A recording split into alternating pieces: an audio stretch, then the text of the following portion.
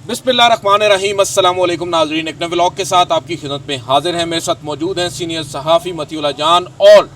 साकिब बशीर साहब। नाज़रीन, आज के इस व्लॉग में आपके साथ 2 से 3 अहम खबरें शेयर करेंगे। सबसे पहले तो हम डिस्कस करेंगे उस कॉमनवेल्थ ऑब्जर्वर ग्रुप की रिपोर्ट को, जिसने एक मरतबा फिर काफ़ी हद तक शोर मचा रखा है। इस्लामाबाद के अंदर शहर इक़्तिदार के अंदर चहमगोइयाँ हो रही हैं, बातचीत हो रही है 8 फरवरी 2024 के इंतखाबात और उनमें मुबैना धांधली, और उस धांधली से कबल जो लेवल प्लेइंग फील्ड नहीं मिली, अदालती फैसले, जनाब काजी फायज़ ईसा साहब का नाम एक मरतबा फिर बोल रहा है, उसके ऊपर हम बात करेंगे। और फिर हम बात करेंगे सुप्रीम जुडिशल कौंसिल एक मरतबा फिर एक्शन में आ चुकी है। 18 तारीख को एक अहम इजलास होने जा रहा है। जस्टिस सरदार सरफराज डोगर साहब के हवाले से अब अंदाजे लगाए जा रहे हैं कि आया वो उस अहम तरीन इजलास के अंदर बैठेंगे या नहीं बैठेंगे। और फिर 26वीं आइनी तरमीम के खिलाफ दायर 3 दर्जन यानी 36 दरख्वास्तें, आइनी दरख्वास्तें सुप्रीम कोर्ट ऑफ पाकिस्तान के 8 रुकनी आइनी बेंच के सामने 7 अक्टूबर बरोज़ मंगल समाअत के लिए मुकर्रर हैं। नोटिस जारी हो चुके हैं तमाम फ्रीकैन को।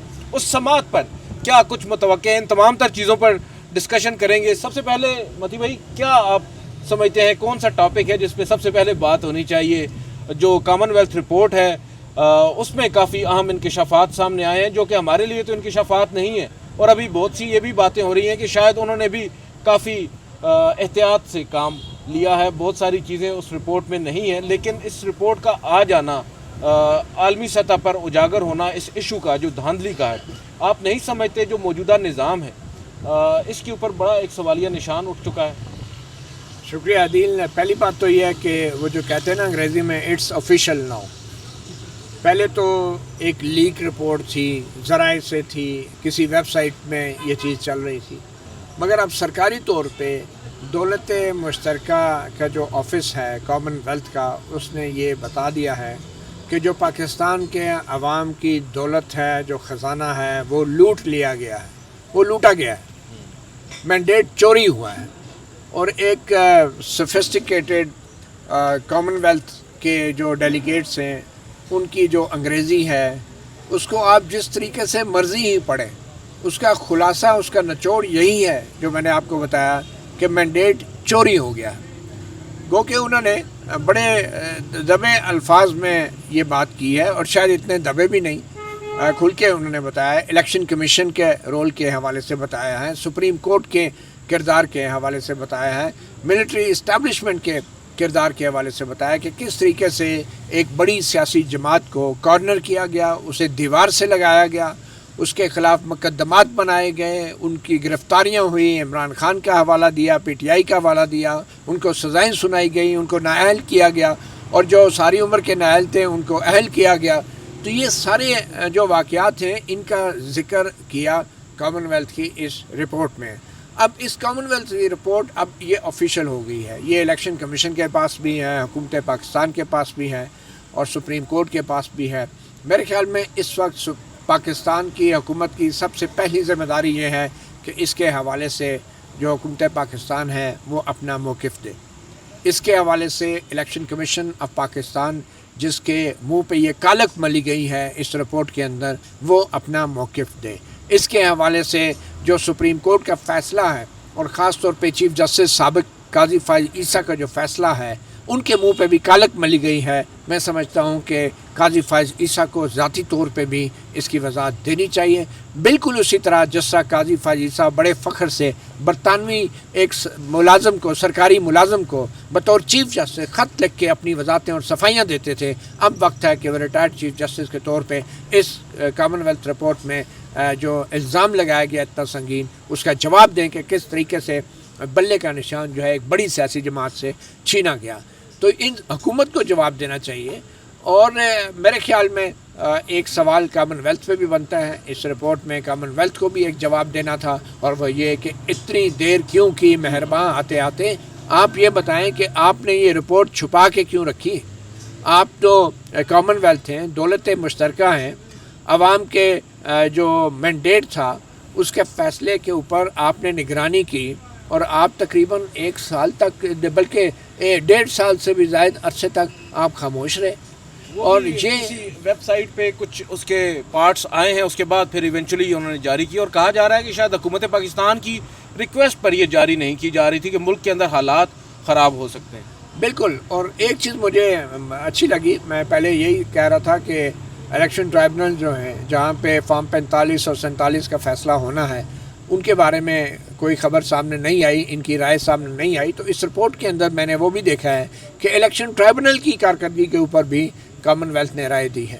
تو میں سمجھتا ہوں کہ بہت بڑی چارج شیٹ ہے ہماری عدلیہ کے اوپر، ہماری حکومت کے اوپر، ہماری اسٹیبلشمنٹ اور اداروں کے اوپر، ہماری سیاسی جماعتوں کے اوپر جو حکومت میں ہیں اس وقت، پارلیمنٹ کے اوپر۔ اس کا جواب ان تمام اداروں کو میں سمجھتا ہوں دینا ہوگا، اور اگر نہیں دیں گے تو یہ بھول جائیں کہ یہ کامن ویلتھ رپورٹ جو ہے ان 25 کروڑ مظلوم، بے بس اور بے اختیار لوگوں کے لیے ہے۔ یہ کامن ویلتھ رپورٹ پوری دنیا میں پاکستان کی جگ ہنسائی کا ایک ذریعہ بنے گی، اور پاکستان کی حکومت جو ہے اس کو اس کا جواب ضرور دینا ہوگا۔ اور وہ اس لیے بھی کہ اگر یہ دعویٰ کرتے ہیں کہ یہ 25 کروڑ عوام کے نمائندے ہیں، تو پھر 25 کروڑ عوام کے اس ملک کی جو بدنامی ہوئی ہے اس کا جواب اس حکومت کو دینا ہوگا۔ تو میں یہ سمجھتا ہوں کہ بہت بڑی انڈائٹمنٹ ہے جس کے حوالے سے حکومت پاکستان اور اداروں کو وضاحت ضرور دینی چاہیے۔ اور اس حوالے سے سپریم کورٹ آف پاکستان میں ایسا نہیں ہے کہ یہ معاملہ اچانک سے پاپ اپ ہو گیا ہے، ایک رپورٹ آ چکی ہے۔ اس رپورٹ کے آنے سے تقریباً 1-1.5 سال پہلے ہی یہ معاملہ سپریم کورٹ آف پاکستان میں بھی آ چکا ہے۔ اس مبینہ دھاندلی کے اوپر تحقیقاتی کمیشن قائم کرنے کا بھی بارہا سابق وزیر اعظم کہہ چکے ہیں۔ اوپن کورٹ میں ایک سماعت میں ویڈیو لنک کے ذریعے جب اڈیالہ جیل سے وہ پیش ہوئے تھے، انہوں نے جناب قاضی فائز عیسیٰ سے ہی یہ استدعا کی تھی کہ آپ اس کے اوپر اس معاملے کو ٹیک اپ کریں، مگر وہ معاملہ جوں کا توں ہے، ابھی تک سپریم کورٹ آف پاکستان کے سر پر جوں تک نہیں رنگی۔ ثاقب بشیر صاحب، کیا اطلاعات ہیں، کیا آپ کے پاس انڈرسٹینڈنگ ہے، جو کورٹس ہیں آپ روزانہ کی بنیاد پر انہیں کور کرتے ہیں، آپ کو کیا لگتا ہے کہ اس رپورٹ کے بعد جو کہ ایک بہت بڑی چارج شیٹ نہ صرف حکومت پر ہے بلکہ عدلیہ پر ہے، سپریم کورٹ آف پاکستان پر ہے، تو کیا سپریم کورٹ آف پاکستان اب خاموش رہے گی، یا اس کے اوپر وہ بھی باقاعدہ طور پر جو مقدمات ان کے سامنے زیر التوا ہیں ان کو فکس کر کے ڈیسائیڈ کریں گے کہ واقعی میں یہ رپورٹ میں جو الزامات لگائے گئے ہیں یہ درست ہیں یا نہیں؟ ایک تو عدیل صاحب ہم اس پہ بات کرتے ہیں، آپ اس کی تفصیلات جو ہے وہ ہمارے جاننے والوں، جو ہمارے سننے والے ہیں ان کو ضرور بتائیں، کیونکہ میں یہ سمجھتا ہوں 8 فروری الیکشنز کے حوالے سے ہمارے جو پاکستان میں جو میڈیا ہے اس نے بہت بات کی، انٹرنیشنلی بھی کہیں نہ کہیں جو ہے وہ بات ہوتی رہی، لیکن ایک ڈاکومنٹ آنا اس مبصر گروپ کی طرف سے جو 8 فروری الیکشنز کے دن یا اس سے پہلے اس کے بعد یہاں پہ موجود تھے، ان کی طرف سے ایک ڈاکومنٹ کی شکل میں یہ چیز آنا، میں یہ سمجھتا ہوں کہ یہ پہلی ایک دستاویز ہے جو بین الاقوامی سطح سے پاکستان کے اس جنرل الیکشن پہ آئی ہے، اور اس پر بہت بڑا سوالیہ نشان کھڑا ہوا ہے۔ جہاں آپ نے عدلیہ کی بات کی تو قاضی فائز عیسیٰ کی بدنیتی اور قاضی فائز عیسیٰ سارے جو ہے وہ ایسے اس رپورٹ کو پڑھ کر ایسے لگتا ہے کہ اس ساری دھاندلی کا، اس سارے جو کچھ ہوا اس کا حصہ تھے۔ اور 8 فروری کو الیکشن ہوئے، 8 فروری الیکشن سے پہلے اگر آپ جا کر دیکھیں تو جب لیول پلینگ فیلڈ کی بات انہوں نے کی ہے، تو لیول پلینگ فیلڈ کی جب پٹیشنز یہاں پہ 13 جنوری کو بلے کا نشان لیا گیا تو 14 جنوری کو فکس تھی، تو پھر انہوں نے کہا کہ رہنے دیں، اب آپ نے لیول پلینگ فیلڈ تو ہمیں دے دی۔ تو کہنے کا مقصد یہ ہے کہ 8 فروری الیکشنز کے بعد عمران خان کی جانب سے ایک پٹیشن فائل ہوئی تھی سپریم کورٹ آف پاکستان میں کہ ان الیکشنز میں جو کچھ ہوا ہے اس کی تحقیقات کروائی جائیں، اس پہ کمیشن بنایا جائے۔ لیکن قاضی فائز عیسیٰ کی بدنیتی آپ دیکھیں کہ 8 فروری سے لے کر 25 اکتوبر تک وہ بندہ بطور چیف جسٹس رہا سپریم کورٹ میں، اس نے بالکل اس پہ کچھ نہیں کیا، کوئی کمیشن نہیں، کوئی پٹیشن نہیں سنی گئی، کوئی کچھ نہیں کیا گیا۔ اس کے اندر جو بغض تھا، ایک وہ کہتے ہیں نا کہ ایک خاص جماعت اس کے لیڈر کے حوالے سے ایک بغض تھا اس کے اندر، اس بغض کو وہ لے کر بیٹھا رہا اور اس نے بات نہیں سنی۔ پنڈی کے کمشنر نے جب کہا تو یہاں 3 یوٹیوبرز کو لے کر اپنی وضاحتیں جو ہے وہ دے رہا تھا۔ تو اصل جو ذمہ دار ہے، میں یہ سمجھتا ہوں الیکشن کمیشن سے زیادہ ذمہ دار جو ہے وہ ہماری عدلیہ ہے، جس نے نہ الیکشن سے پہلے سنی کوئی بات بلکہ حصہ بنی، انہوں نے اپنا حصہ ڈالا۔ الیکشن ڈے اور جب پوسٹ الیکشن جو کچھ ہوتا رہا انہوں نے اپنا حصہ ڈالتے رہے. قاضی فائز صاحب دیکھیں نا کہ وہ نشستیں دے رہا تھا ہماری عدلیہ کے پاس, یہ جو ٹریبونل تبدیلی کے کیس آ رہے تھے تو ہماری عدلیہ کیا کر رہی تھی, اس کا حصہ بنی ہوئی تھی. تو میں عدلیہ اور الیکشن کمیشن دونوں مل کر بہت بڑے ذمہ دار ہیں اس ساری سچویشن کے. لیکن یہ جو رپورٹ میں جو باتیں ہوئی ہیں وہ ضرور ہمارے جو بی بی سی نے کچھ پوائنٹس ان کے میں نکالتا ہوں جو انہوں نے لکھے ہیں. وہ یہ کہتے ہیں کہ الیکشن کمیشن کے موقع پیدا ہونے والے حالات نے بنیادی سیاسی حقوق کو محدود کیا اور ایک پارٹی کی آزادانہ طور پر انتخابات میں حصہ لینے کی صلاحیت کو متاثر کیا, اور پھر انتخابی عمل کے دوران پاکستان کے اہم اداروں کی طرف سے لیے گئے متعدد اہم فیصلوں نے انتخابات میں شامل تمام افراد کے برابری کے بنیاد پر اس عمل میں حصہ لینے کے حق کو متاثر کیا. اور اس ضمن میں الیکشن کمیشن اور سپریم کورٹ کی جانب سے بلے کے نشان کے حوالے سے لیے گئے فیصلے اور سپریم کورٹ کی جانب سے تاحیات پابندی کے فیصلے پر نظر ثانی سب سے زیادہ اہم تھے. اور پھر دیگر اہم ادارہ جاتی فیصلوں میں اپوزیشن اراکین کی گرفتاریاں ہیں, الیکشن کے روز موبائل فون سروس کی بندش ہے, جو میڈیا ریگولیٹرز ہیں ان کی جانب سے کچھ مخصوص مواد کو نشر کرنے کی ممانعت نے بھی الیکشن پر گہرا اثر ڈالا. اور پھر 121 صفحات پر مشتمل یہ رپورٹ ہے جس میں یہ بتایا جا رہا ہے کہ تقریباً 13 ممبران اس جو مبصرین کا گروپ تھا اس میں شامل تھے. آسٹریلیا, نیوزی لینڈ, برطانیہ, سری لنکا سمیت یہ 13 ممالک تھے, اور نائجیریا کے سابق وزیر اعظم جو ہیں گڈ لک جوناتھن وہ اس کی سربراہی کر رہے تھے. اور یہ کہا گیا ہے کہ ان تمام اقدامات کو علیحدہ دیکھا جائے تو حکام کی جانب سے ان میں سے کچھ اقدامات کی حمایت میں پیش کیے جانے والے دلائل جائز دکھائی دیتے ہیں, تاہم ان سب اقدامات کو ایک ساتھ دیکھا جائے تو ایک ایسے انتخابی ماحول کی تصویر پیش کرتے ہیں جس میں اہم اداروں کے فیصلوں نے ایک مخصوص جماعت کے انتخابات لڑنے کی صلاحیت کو محدود کیا ہے. اس کے بعد کچھ ایسی چیزیں ہیں جس پر وہ الیکشن کمیشن کی تعریفیں بھی کر رہے ہیں جو بطور ایک ادارے کے انہوں نے انتخابی عمل کو بہتر بنانے کے لیے اٹھائے ہیں. تاہم جو اصل ذمہ داری تھی صاف اور شفاف انتخابات کی, الیکشن کمیشن وہ ادا کرنے سے قاصر رہا ہے. اور اس میں آپ نے ابھی پوائنٹ آؤٹ کیا سپریم کورٹ آف پاکستان کو, سپریم کورٹ آف پاکستان کا جو کردار تھا وہ بدقسمتی کے ساتھ ادا نہیں کر سکی. تو اب اس موقع پر چلیں دیر آئے درست آئے, یہ رپورٹ آ تو گئی ہے. اب آپ کو کیا لگتا ہے اس رپورٹ کے اوپر کیا ہماری حکومت خاموش رہے گی, کوئی رد عمل نہیں دے گی؟ آپ تو کہہ رہے ہیں کہ انہیں رد عمل دینا چاہیے, اگر وہ رد عمل نہ بھی دیں تو کوئی ان کو کیا کہہ سکتا ہے سر, جب سپریم کورٹ ہی نہیں پوچھے گی تو؟ عدیل میرے خیال میں جیسے میں نے پہلے کہا کہ اگر یہ حکومت سمجھتی ہے کہ یہ عوام کی نمائندہ ہے تو یہ جو پاکستان کے چہرے پہ سیاہی ملی گئی ہے اس کا جواب ان کو ضرور دینا چاہیے, پہلی بات. دوسری بات یہ ہے کہ یہ جو رپورٹ ہے اٹس آفیشیل ناؤ, اور یہ ایک ثبوت ہے, یہ ایک ایویڈنس ہے, یہ ایک ٹیسٹیمنی ہے انٹرنیشنل آبزرورز کی جنہوں نے ریئل ٹائم میں ان انتخابات کو کور کیا. اور یہ رپورٹ جو ہے سپریم کورٹ کے سامنے جو پینڈنگ معاملہ ہے 8 فروری کے انتخابات کا, اس پینڈنگ معاملے میں اس کو فوری طور پہ میں سمجھتا ہوں کہ جو متعلقہ فریقین ہیں ان کو سپریم کورٹ میں جمع کرانا چاہیے اور ان کو کہنا چاہیے کہ یہ ایک بہت اہم دستاویز ہے جو سپریم کورٹ اپنے ریکارڈ پہ لے لے, اور پھر ایک ارلی ہیئرنگ کی درخواست فوری طور پہ ڈالنی چاہیے, چاہے وہ آئینی بینچ سنیں یا جو بھی سنیں. دوسری بات یہ ہے کہ یہ مشترکہ یہ جو دولت مشترکہ ہے کامن ویلتھ ہے,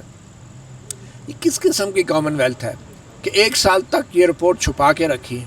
اپنے لوگوں سے بھی, پاکستان کے عوام سے بھی. ایک تو اس معاملے میں بھی کامن ویلتھ کو میں سمجھتا ہوں تحقیق کرنی چاہیے, اس کی انویسٹیگیشن ہونی چاہیے. وہ کیا محرکات تھے کہ جن کی وجہ سے اس رپورٹ کو 1 سال تک پاکستان کے عوام سے چھپایا گیا, اور ان محرکات کو پبلک ہونا چاہیے. اس کا ذمہ دار کون ہے؟ گڈ لک جوناتھن جو ہیں وہ اس پوری ٹیم کے نگران تھے, ہیڈ تھے, لیکن ہمارے لیے تو یہ بیڈ لک ثابت ہوئے کہ 1 سال تک جو ہے رپورٹ کو جیب میں ڈال کے پھرتے رہے ہیں. اور پھر اب جب کہ یہ رپورٹ آ گئی ہے تو کامن ویلتھ کو ہمیں یہ بھی بتانا چاہیے کہ ایسی رپورٹوں کو وہ 1 سال تک چھپانے کے بعد متعلقہ ملک کے لوگوں کے منہ پہ مار کے پھر پیچھے مڑ کے بھی نہیں دیکھتے, یا اس رپورٹ کا وہ خود بھی کچھ فائدہ اٹھاتے ہیں. یہ رپورٹ صرف پاکستانی عوام کو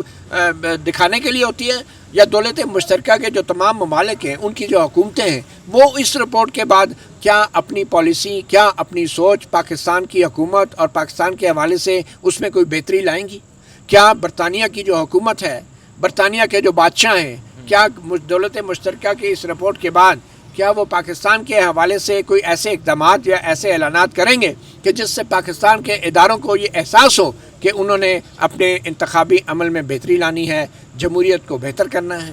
تو یہ برطانوی حکومت کو اور دیگر جو ممالک ہیں دولت مشترکہ کے، ان کو بھی ایسے ممالک کے انتخابی رپورٹس کے حوالے سے اپنی پالیسی وضع کرنی چاہیے۔ یہ نہیں ہو سکتا کہ اپنے چند ریٹائرڈ وزیر اعظموں کو اور ججوں کو بھیج دیا کہ جاؤ جا کے کسی ملک پہ رپورٹ کر لو، اور جو وہ رپورٹ جو ہے 1 سال تک چھپا کے رکھی اور پھر اس ملک میں وہ پھینک کے واپس آ گئے۔ تو یہ ایفرٹ جو ہے یہ صرف پاکستان کے لیے نہیں ہے، یہ پوری دنیا میں ڈیموکریسی کو یقینی بنانے کے لیے ہوتی ہے، اور ڈیموکریسی اس وقت تک آپ کسی ملک میں یقینی نہیں بنا سکتے جب دولت مشترکہ جیسے فورم کے تمام جو رکن ممالک ہیں وہ اپنی اپنی پالیسیوں میں ایسی رپورٹوں کی بنیاد پر بہتری لائیں، تبدیلی لائیں، اور متعلقہ حکومت کو مجبور کریں کہ وہ جمہوری اقدار اور جمہوری ویلیو اور عوام کے مینڈیٹ کا احترام کریں، اور اگر ان کا مینڈیٹ چوری ہوا ہے تو ایسے اقدامات اٹھائیں کہ وہ چوری شدہ مینڈیٹ جو ہے وہ واپس عوام کو دیا جائے۔ دیکھیں، ابھی متی اللہ جان صاحب بات کر رہے تھے کہ سپریم کورٹ آف پاکستان کے آئینی بینچ کو چاہیے کہ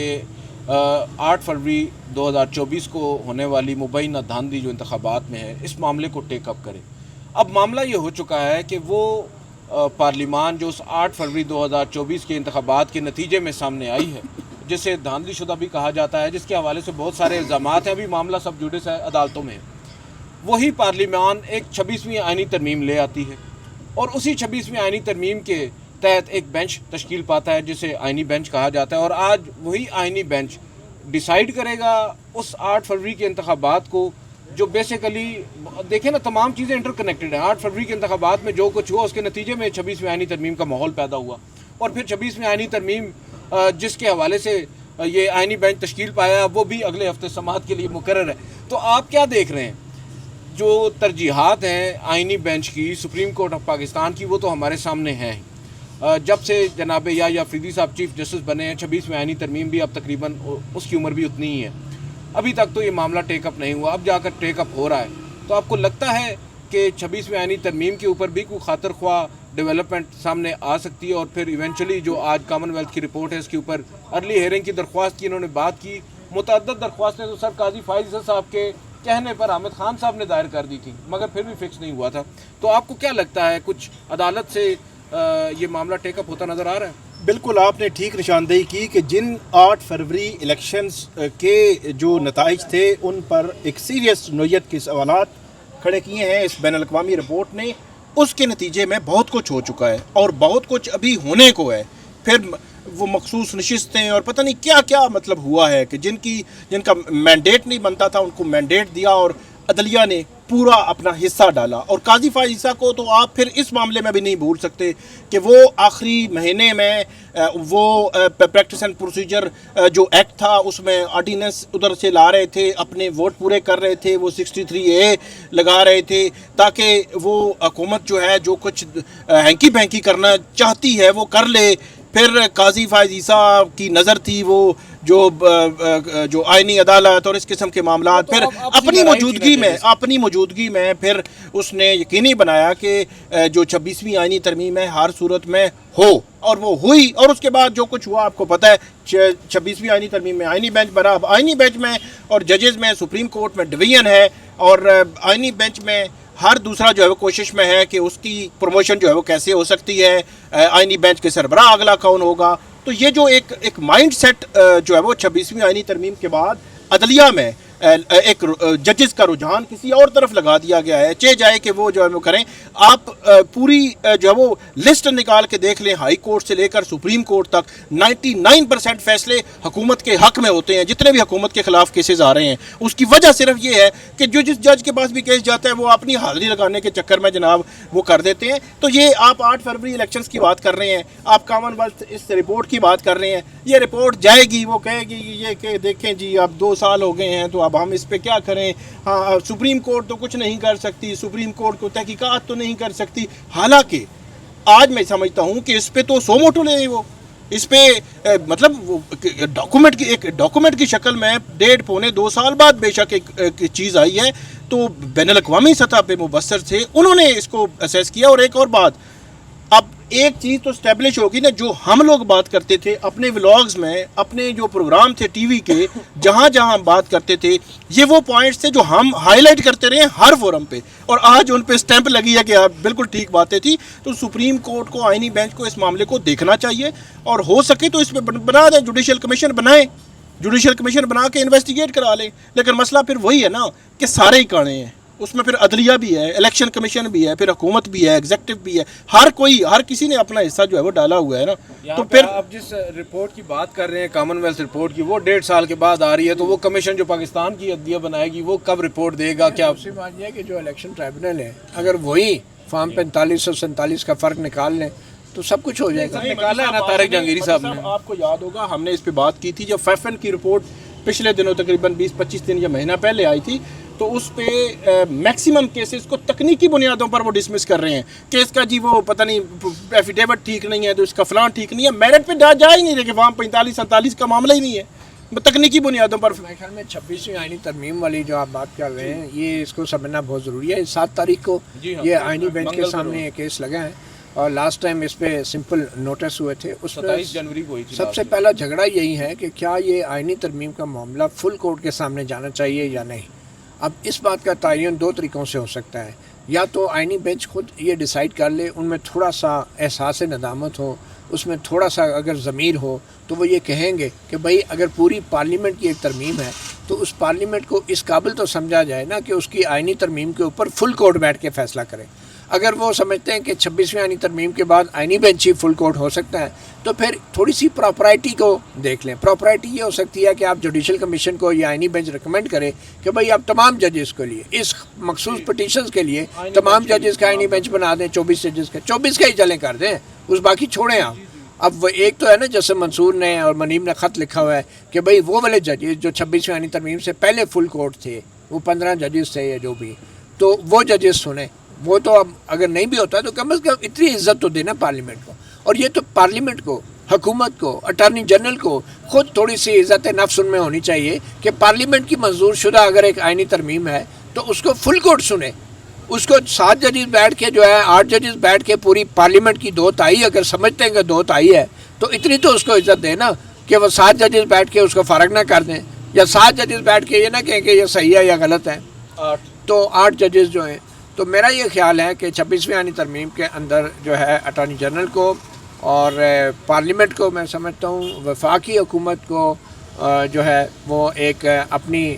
थोड़ी सी सेल्फ रिस्पेक्ट का मुजाहरा करना चाहिए और फुल कोर्ट के लिए फैसिलिटेशन करनी चाहिए। इसमें एक जो चीज़ बड़ी इंपॉर्टेंट है, वो शाहिद जमील साहब जो लाहौर हाई कोर्ट के जज जिन्होंने रिज़ाइन किया, वो ये बात कर रहे थे, वो ये कह रहे थे कि फ़र्ज़ करें कि 24 जजेस पर मुश्तमिल जो फुल कोर्ट बिठा दी जाती है, तो उसमें भी वो कह रहे थे कि जब हम बतौर जज हर किसी को ये कह रहे होते हैं कि अपनी काज के हम कैसे जज हो सकते हैं कि एक क्रिएशन ही आपकी 26वीं आईनी तरमीम के तहत हुई है, तो उसको कैसे आप खुद ही जज जो है वो करेंगे। तो जब आप हम पूरी ज़िंदगी जो है वो बतौर जज दूसरों को ये बताते रहे हैं, तो जब अपनी बारी आई है तो उस पर अमल करें ना। तो वो ये सजेस्ट कर रहे थे कि 24 जजेस पर मुश्तमिल आईनी बेंच अगर बनता भी है तो बाकी 9 में से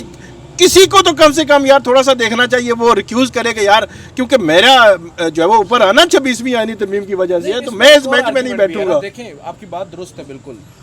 बेनिफिशरी होने की बात है, आप उसके नतीजे में आए हैं। फिर वो जजेस साहिबान भी, जिसे हम कह रहे हैं कि असल फुल कोर्ट जो 13 जजेस पर मुश्तमिल थी,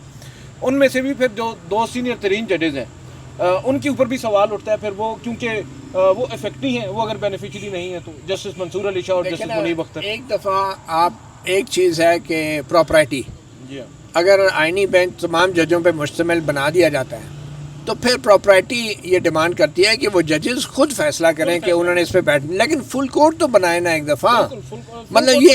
ये इख्तियार किसी चीफ जस्टिस को नहीं होना चाहिए कि फ़लान जज बैठ सकता है, फ़लान नहीं बैठ सकता, या वो चीफ जस्टिस फ़ोने करके अलग अलग जजों को राग़िब कर रहा है कि यार आप मान रहे नहीं। इस तरह नहीं होना चाहिए। आप फुल कोर्ट बैठाएं, वो जजेस सारे पढ़े लिखे हैं, वो सारे बालग हैं, वो सारे बालग हैं, पढ़े लिखे हैं, कानूनदान हैं, उनको खुद फैसला करना दें। अगर नहीं करेंगे सारी दुनिया देखेगी, और फिर इस प्रोसीडिंग को आप लाइव दिखाएं,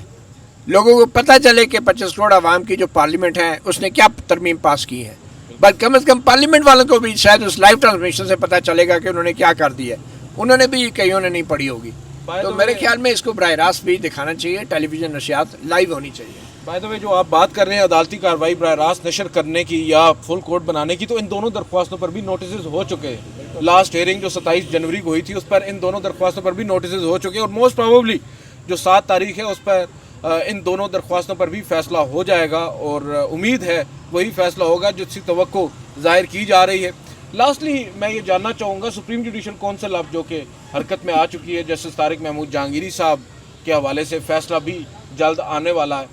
کیا لگتا ہے آپ کو 18 تاریخ کو یہ میٹنگ ہے سپریم جوڈیشل کونسل کی اور اس سے 2 روز قبل 16 تاریخ کو بار کے انتخابات ہیں، نوٹس تو ابھی تک نہیں ہوا جسٹس طارق جہانگیری صاحب کو، obviously یہ معاملہ بھی آگے چلے گا، کیا جسٹس سردار سرفراز ڈوگر صاحب جو کہ اب سپریم جوڈیشل کونسل کا بھی حصہ ہے،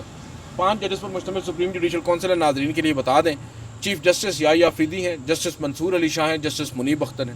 پھر 2 سینئر ہائی کورٹس کے چیف جسٹسز ہیں، جسٹس سردار سرفراز ڈوگر صاحب اور جسٹس عالیہ نیلم صاحبہ۔ اب جسٹس سردار سرفراز ڈوگر صاحب کے حوالے سے یہ کہا جا رہا ہے، کیونکہ ایک تو جسٹس طارق محمود جہانگیری ان جسٹس ڈوگر صاحب کے خلاف خود پٹیشنر کے طور پر سپریم کورٹ میں آ چکے ہیں، اور پھر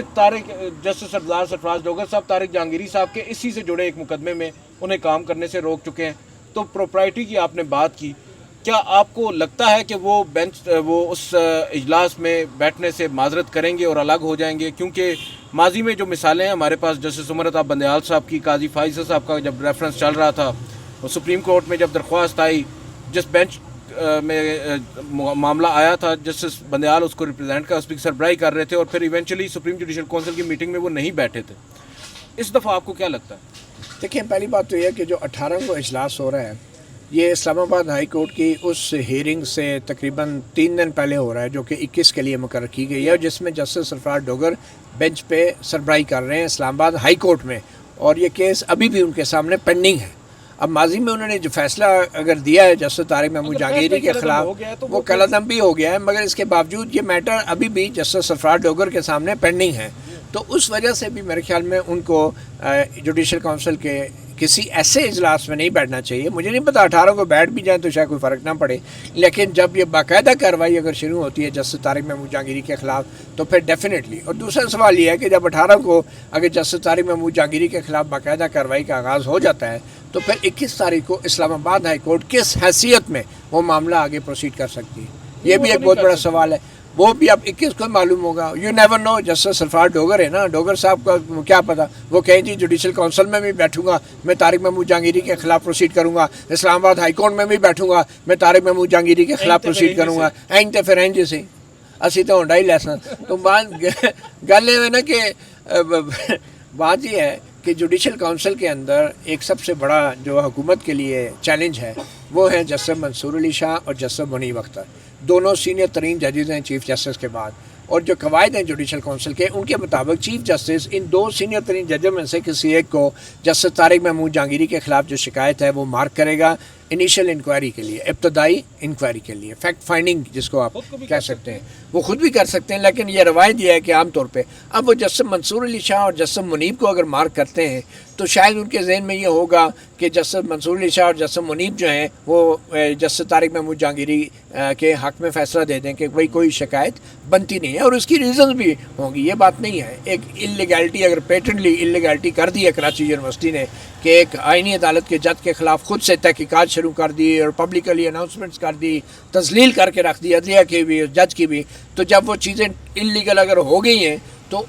اس انلیگیلٹی کو جوڈیشل کونسل نے اس کے اوپر بھی کوئی نہ کوئی رائے دینا مسٹ ہے، کیونکہ یہ چیزیں نکل چکی ہیں، ڈیمیج ہو چکا ہے، اس کو ریورس کرنا ضروری ہے، ڈیمیج کنٹرول کرنا ضروری ہے، یہ ذمہ داری بھی جوڈیشل کونسل کی ہے۔ تو اب اگر جسٹس منصور اور جسٹس منیب کو یہ ابتدائی انکوائری مارک ہوتی ہے اور وہ کہتے ہیں کہ یہ کوئی شکایت نہیں بنتی، تو پھر جسٹس یحییٰ آفریدی جو ہیں اپنے دیگر ہائی کورٹ کے 2 ججوں کے ساتھ مل کے اکثریت سے ایسی کسی بھی انیشل رپورٹ کو اوور رول کر سکتے ہیں اور وہ پروسیڈ بھی کر سکتے ہیں، لیکن وہ پروسیڈ کرنے کے لیے بھی پھر ان کے لیے بڑی مشکلات ہوں گی، اس کے لیے بھی جو کاسٹنگ ووٹ ہے، جو ٹائی ووٹ ہے، وہ چیف جسٹس یحییٰ آفریدی کا ہوگا بظاہر میں کہہ رہا ہوں۔ تو چیف جسٹس یحییٰ آفریدی جو آپ کو پتہ ہے ہمیشہ ایسی سچویشن میں تو پتلی گلی سے ہی نکلتے رہے، آئی ڈونٹ نو اب یہ کس طریقے سے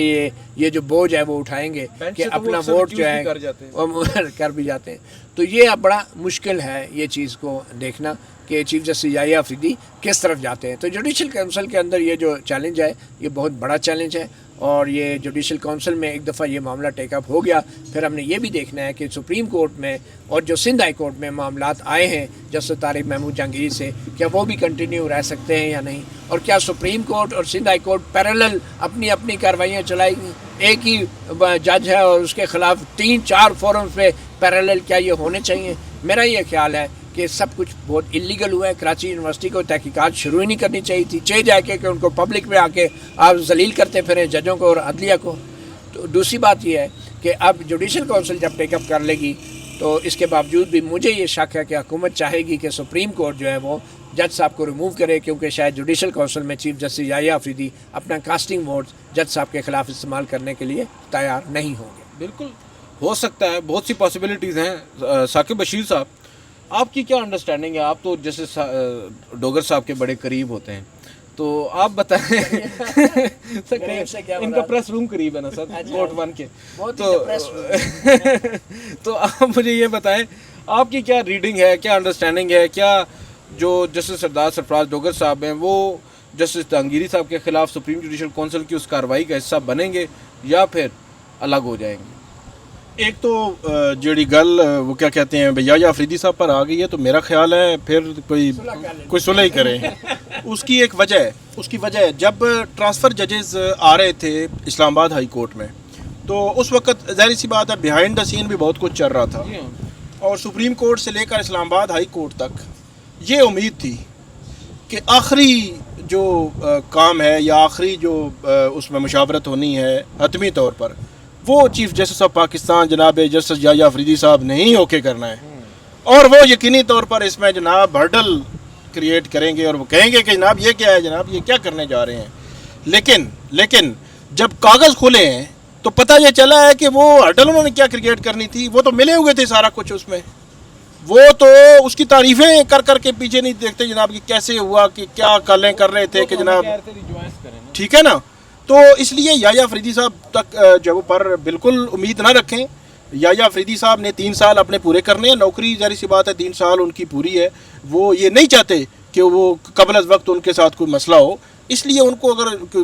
کسی جہانگیری ٹائپ کے جج کی گھر بھیجنے کی کوئی قربانی دینے بھی پڑے تو ہو سکتا ہے وہ دے بھی دیں. اس لیے مجھے تو کوئی بھی یحییٰ آفریدی صاحب امید نہیں ہے. رہی بات سرفراز ڈوگر صاحب کی، ظاہر سی بات ہے کوئی بھی اگر کوئی رائے قائم کرنی ہے تو میں سرفراز ڈوگر صاحب کی عدالت کے اندر جو کچھ ہو رہا ہے اس کو دیکھ کر ہی کر سکتا ہوں کہ سرفراز ڈوگر صاحب نے ماضی میں کیا کیا. سرفراز ڈوگر صاحب نے اپنے ایک سٹنگ جج کو 12-14 روز کے لیے روک دیا. 14 روز رکے رہے نا وہ. انلیگل آرڈر تھا، ایک تو آرڈر انلیگل تھا نا، دوسرا ان کو پتا تھا کہ میرے خلاف یہ جو ہے وہ درخواست گزار ہیں سپریم کورٹ میں. تو جب انہوں نے وہ کیس بھی سنا، آرڈر بھی کیا اور دھڑلے سے آرڈر کیا، تو پھر آپ امید رکھیں کہ وہ سپریم جوڈیشل کونسل میں کہیں کہ میں بیٹھوں گا. وہ کہیں کہ سپریم جوڈیشل کونسل میں 18 کو بیٹھوں گا اور 21 کو اسلام آباد ہائی کورٹ میں بھی بیٹھوں گا. اس لیے امید رکھیں 26ویں آئینی ترمیم کے بعد، ٹرانسفر ججز کے بعد، آپ ہر اس کام کی امید رکھیں جو آپ توقع بھی نہیں کر سکتے. آپ کے وہم و گمان میں بھی نہیں ہوگا کہ یہ کام تو یار یہ تو نہیں کم سے کم ہو سکتا. آپ اس کی توقع رکھیں. اچھا، آخر میں ایک چیز ضرور ایڈ کرنا چاہوں گا. سپریم جوڈیشل کونسل اعلیٰ ترین آئینی فورم ہے. اپنے ججز کو تحفظ دینا بھی اس کی ذمہ داری ہے، ان کو ڈسپلن کرنا بھی ان کی ذمہ داری ہے. مجھے یہ بتائیں کہ یہ وہی جسٹس طارق محمود جہانگیری ہیں جنہوں نے دیگر 5 ججز کے ساتھ مل کے ایک خط لکھا تھا اور اپنے ابے کو بتایا تھا، عدلیہ کا جو باپ ہے، کہ جناب قاضی فائز عیسیٰ صاحب، آپ کے ان بچوں کے گھروں سے خفیہ کیمرے اور بیڈ روم نکلے ہیں اور انٹیلیجنس ایجنسیاں ہمیں ہراساں کر رہی ہیں، ہمارے ماں باپ کو، ہمارے بہن بھائیوں کو، ہمارے رشتہ داروں کو اغوا کر کے ان کو کرنٹ لگا کے ان کو ٹارچر کیا جا رہا ہے. یہ وہی طارق محمود جہانگیری ہیں جن کے ساتھ یہ سب کچھ ہوا. تو جوڈیشل کونسل نے کیا کیا اس شکایت کے اوپر؟ اور یہ جو خط لکھا تھا 6 ججوں نے، وہ خط بھی جوڈیشل کونسل کے سربراہ کو لکھا گیا تھا. اب مجھے یہ بتائیں، یہ جوڈیشل کونسل اور چیف جسٹس یحییٰ آفریدی کس منہ سے جسٹس طارق محمود جہانگیری کے خلاف ڈگری کی شکایت پہ پروسیڈ کریں گے جب تک وہ 6 ججوں کے لکھے ہوئے خط کے اوپر یہ انویسٹیگیشن آرڈر نہیں کرتے، متعلقہ جو ملزمان ہیں، خفیہ اداروں کے، ریاستی ہیں، ان کے خلاف کارروائی نہیں کرتے؟ کس منہ سے یہ جج کی ڈگری کے اوپر بیٹھ کے بات کریں گے؟ کیونکہ ان کا پہلا فرض یہ ہے کہ اپنی عدلیہ کو، اپنے فیملی کو اپنے خاندان کو تحفظ دینا، اس کے بعد پڑوسیوں کی شکایات کے اوپر بھی توجہ دینا. تو میں یہ سمجھتا ہوں کہ یہ جوڈیشل کونسل کو یہ فیصلہ کرنا ہے کہ انہوں نے پہلے کیا کرنا ہے. بہرحال دیکھتے ہیں جو میٹنگ ہوگی ایس جی سی کی وہ بڑی امپورٹنٹ ہوگی. اس کی سگنیفیکنس تو آپ کو اندازہ ہو ہی گیا ہے، اور اس کے اندر یہ جو 6 ججز کا خط ہے آبویسلی یہ پوائنٹ تو آئے گا، اور ہو سکتا ہے جو وکیل پیش ہوں گے اگر ہوں گے طارق محمود جہانگیری صاحب کی جانب سے تو وہ یہ پوائنٹ لے سکتے ہیں کہ پہلے ہمارے اس خط میں جو ہم نے ایک چارج شیٹ آپ کے ایک فاضل جج جو آج کل سپریم کورٹ کے جج ہیں عامر فاروق صاحب، ان کے اگینسٹ اور اداروں کے اگینسٹ دائر کر رکھی ہے، اس پر تو فیصلہ کر دیں. الٹا یہ کہ ہمیں اس درخواست اس خط لکھنے کی سزا میں اب پاداش میں ہمیں سزا دی جا رہی ہے. تو یہ بڑے اہم پوائنٹس ہیں جن کو اب دیکھنا ہے کس طرح ہینڈل کیا جاتا ہے. ایس جے سی میں جسٹس منصور علی شاہ اور جسٹس منیب اختر کا کردار بھی یہاں پر بڑا کلیدی ہونے والا ہے. آج کے اس ولاگ سے اتنا ہی. مجھے مطیع اللہ جان صاحب کو اور ثاقب بشیر صاحب کو اجازت دیجیے. اللہ حافظ.